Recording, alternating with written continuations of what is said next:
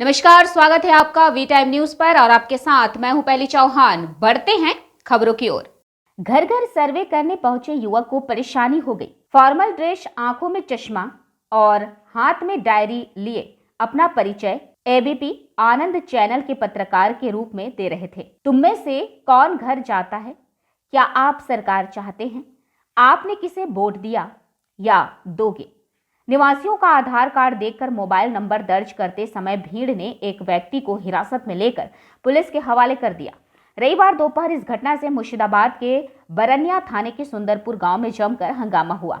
स्थानीय सूत्रों के अनुसार यह व्यक्ति आज सुबह से ही इलाके के विभिन्न घरों में प्रवेश कर रहा था, लेकिन वह नशे की हालत में था और नाम, मोबाइल नंबर, आधार कार्ड, वोटर कार्ड देख रहा था और किसे वोट देना है यह पूछ रहा था। उसकी बातचीत के दौरान कई असंबंधित मेलों में उससे उसकी पहचान पूछी गई। उसने खुद को एबीपी आनंद चैनल का पत्रकार होने का भी दावा किया। बाद में जब उससे उसकी पहचान पूछी गई तो उसने बताने से इनकार कर दिया और अभद्र व्यवहार किया। एक तरह से घटना की जानकारी मिलने पर जब पत्रकार मौके पर गया तो इस शख्स ने उसे भी तस्वीर लेने से रोक दिया और तभी जब वहां के निवासियों ने सारी घटना की सूचना सुंदरपुर ग्राम पंचायत के मुखिया को दी तो ग्राम पंचायत के मुखिया के पति ने जाकर सारी घटना पर विचार करने के बाद युवक को पुलिस के हवाले कर दिया और उन्होंने कहा कि यहां तरह तरह के फर्जीवाड़े होते हैं। वर्तमान में लोग इस तरह से साइबर क्राइम और चोरी डकैती में शामिल हो रहे हैं। संदेह के चलते और युवक के पास आधार कार्ड, वोटर कार्ड नहीं होने के कारण उसे पुलिस के हवाले कर दिया गया।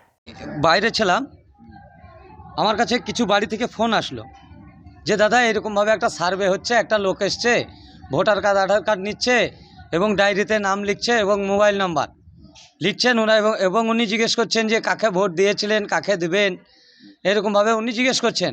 তা এটা কি? আমি ওই মুহূর্তে পাবলিককে কোনো উত্তর না দিতে পেরে আমি জিজ্ঞেস করলাম যে কোথায় উনি। বলছে এই পাড়ার মধ্যে, পশ্চিম পাড়ার মধ্যে ঢুকে আছেন।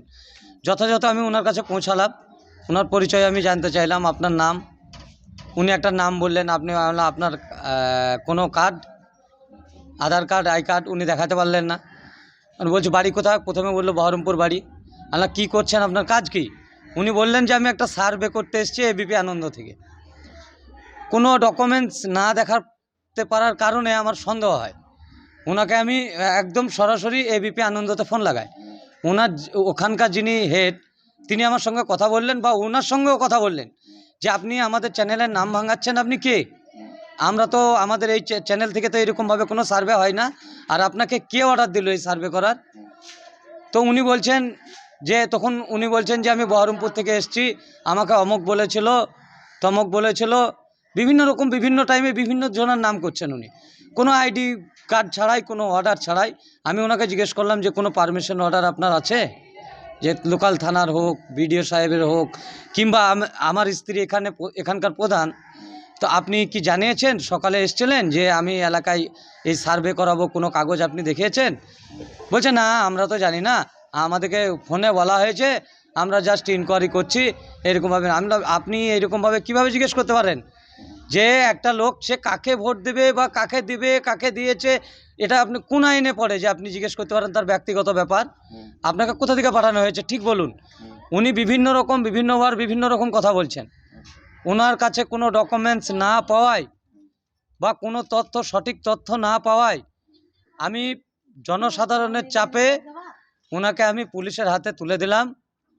পুলিশ ইনকোয়ারি করবে, কারণ আজকের দিনে জানেন এইরকমভাবে সাধারণ মানুষ প্রতারণার শিকার হয়। প্রত্যেকটা বাড়ি বাড়ি ঢুকে এরকমভাবে কিছু ফেক লোক থাকে, তারা অ্যাকাউন্ট হ্যাক করে প্লাস বাড়িতে চুরি করে নিয়ে পালায়। যার জন্য আমি সাধারণ মানুষের কথা ভেবে উনি যেহেতু কোনো আইডি কার্ড দেখাতে পারেননি, সেই হিসাবে ওনাকে আমি সসম্মানে পুলিশের হাতে তুলে দিয়েছি। ইনকোয়ারি হবে, পুলিশ নিয়ে গেছে, ইনকোয়ারি হবে, সঠিক জিনিসটা বেরিয়ে আসুক, এটুকু আমরা চাই। वी टाइम न्यूज के लिए मुर्शिदाबाद से मिलन सरकार की रिपोर्ट।